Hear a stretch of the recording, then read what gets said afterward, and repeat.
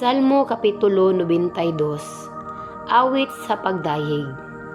Maayo gayud ang pagpasalamat kanimo o Ginoo ug ang pag-awit alang sa imong ngalan o labing halangdon nga Dios.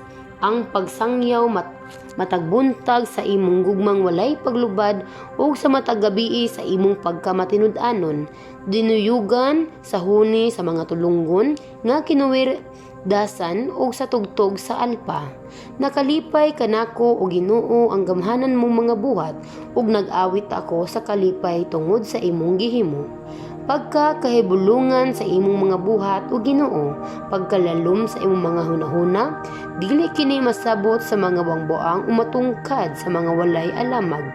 Bisan motubo sama sa mga tagbot ang mga dautan ug ang tanang makasasala moswag. Mga laglag ra gihapon sila sa hingpit kay ikaw o Ginoo labaw man sa tanan hangtod sa kahangturan.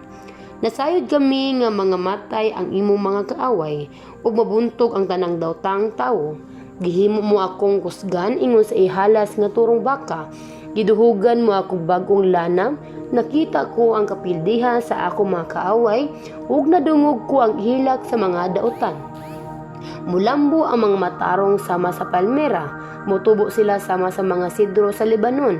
Sama sila sa mga kahoy nga gitanom diha sa balay sa Ginoo ug misanay diha sa templo sa atong Dios.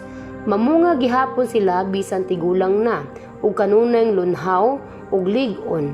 Nagpaila kini nga matarong ang Ginoo, siya ang akong tigpanalipod ug walay ikasaway kaniya.